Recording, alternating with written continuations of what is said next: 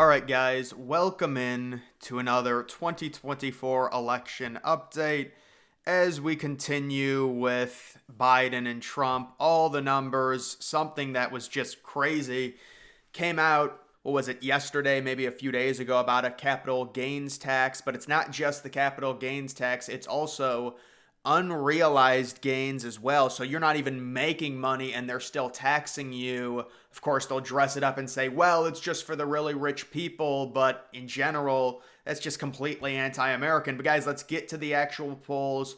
Wednesday, yesterday, Wisconsin, Arizona. You've got Bloomberg coming out with updates, and really good news here for Trump in Wisconsin, +4. We've said the three Rust Belt states, Wisconsin, Pennsylvania, and Michigan, they're pure toss-ups right now. They're 50-50. Trump can potentially change that if he starts leading a lot of polls in Wisconsin, and him being up by 4, especially based off of polling history with him normally being underestimated. That is good news there. Arizona. So Arizona and Nevada still seemingly trending heavily towards Trump. You can see Nevada towards the bottom, +8, Arizona +7. Both of those states out west could be huge. They would open up many different avenues for Trump. Those are good numbers for him. You've got Georgia, Trump still standing tall with a 6-point lead there. All of the polls out of Georgia, outside of maybe 2 or 3, have been Trump plus at least 4 or 5.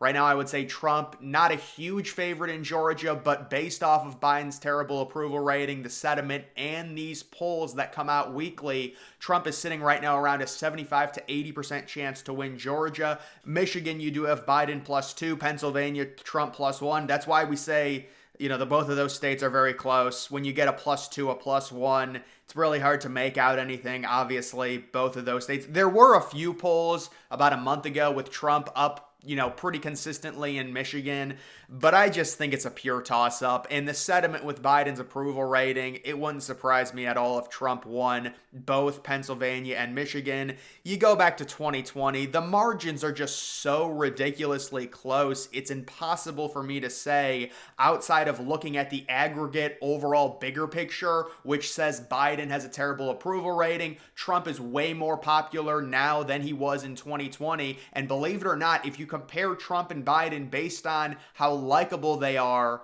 in 2020, Biden had like a 10 to 15 point advantage. Now Trump actually has a 3-point advantage. That's crazy considering the context of Trump only losing 2020 by about 40,000 votes in several key swing states. That was with him being disliked at a rate significantly more than Biden. Now Biden's more disliked than Trump. Think about what that's going to do to the general election. That's going to help Trump, you would at least think. And those are the numbers right now. We'll see what happens as we get into May, as we get into the summer. You do have North Carolina, Trump just enjoying a huge lead. We're getting to the point with North Carolina, we've got to say that's likely Republican. Everyone's going to say it's a swing state still. Trump barely won it in 2020 and 2016. I see poll after poll after poll, Trump up big in North Carolina. And you don't want to just base it off of one poll, but it's been several polls over 2 or 3 months. If we keep seeing good numbers for Trump in North Carolina, once you get into the early fall, into September, October, the election, man, we can start basically saying Trump's locked up North Carolina. Now, obviously, it's an election, anything can happen, but if Trump is going to lead North Carolina on average by about 6 or 7 points in basically every poll, it's going to look really good, especially when you compare him winning in 2016 and 2020 with worse, significantly worse underlying metrics. His approval rating being a lot worse than Biden and Hillary. Now he's got the advantage over Biden. That's only going to help. And he won North Carolina in 2016 and 2020, albeit it was very close.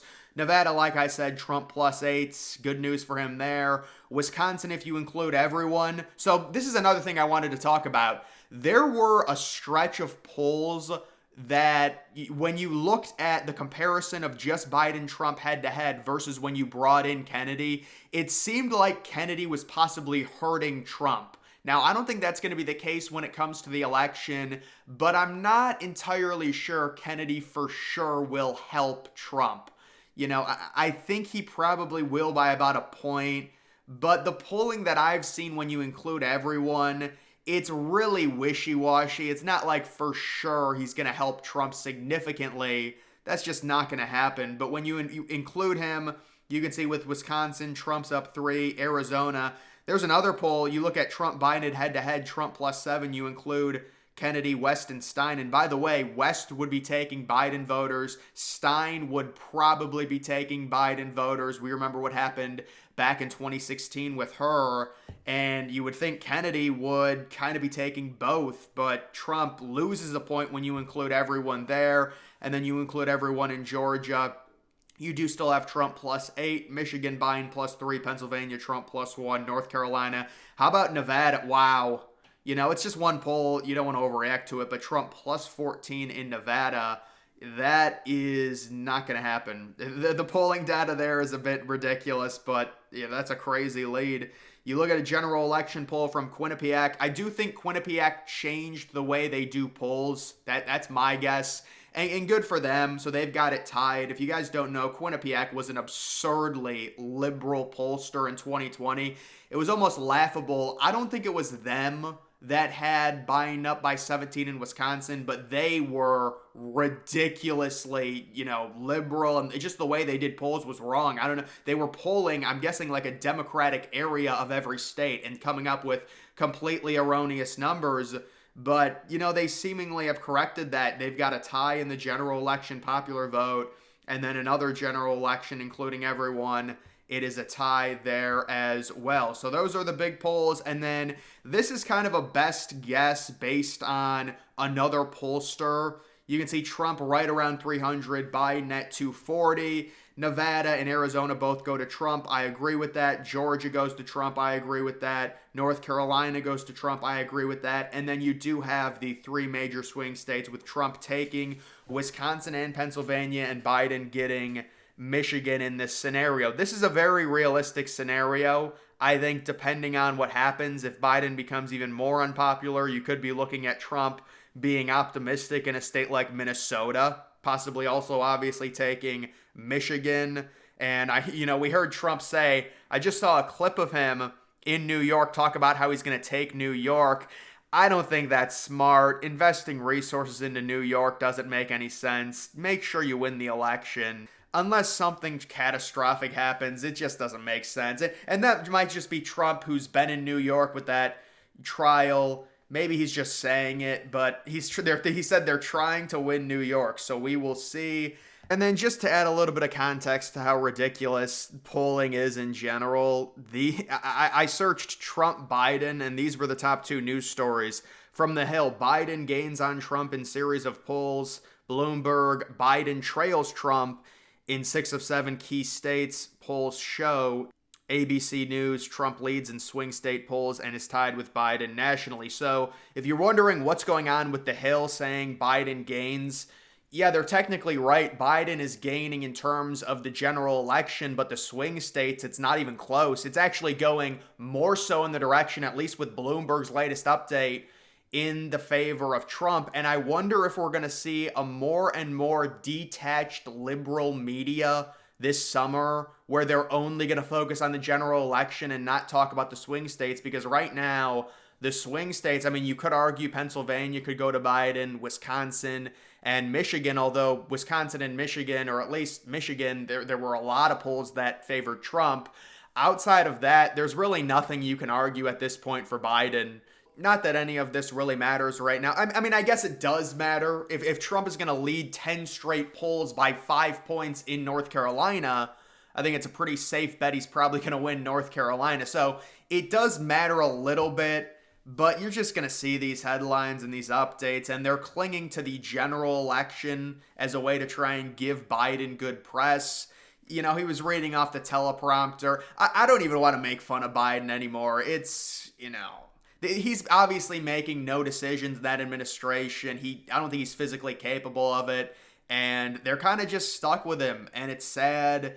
And I understand people are going to make fun of him because he's the president. He's a Democrat. But it seems like he is, if you gave him an IQ test, I think he's probably under 80 at this point. Maybe even, depending on if it's timed, he's probably under 70. And that's not me hating on Biden. I think it's sad. And it's just they're in such a horrible position Do you elevate Kamala? You really can't replace Biden with someone else like Newsom, because then he'd be jumping Kamala.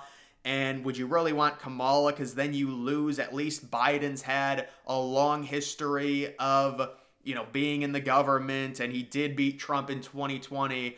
I just think there's a whole lot of bad choices for the Democrats. And that's why they're very likely going to lose this election. All Trump really has to do is argue to a normal, everyday American person, your life in basically every facet is worse. Inflation is out of control. Your purchasing power sucks. There's instability within the world. That's one of the things they try and Trump's going to start World War III. Well, we've got multiple wars under Biden that did not happen under Trump. And you also have the immigration crisis, which is just a complete mess. And they really don't what is an actual Democratic argument for illegal? You know what? I did see a Democrat. I forgot who it was. Somebody on Twitter, they were like, all right, let's just be honest. And this is the way these people think. They're like, we just have to admit Trump is right about immigration. We have to be stricter on it. It's like Trump is saying the most obvious things possible. Oh, maybe we should check who we let into the country. They're the ones that tried to make that racist back in 2016. And now it's like, well, if you agree with Trump, you're admitting he's right, and that's going to be negative. I just don't know what the actual policy is for immigration. Because this cannot continue. So if Biden wants to be reelected, is there going to be a plan to say maybe we should be a little bit stricter on this? Or is it a full ironclad, we can't say anything like that because it would be admitting in part Trump is right?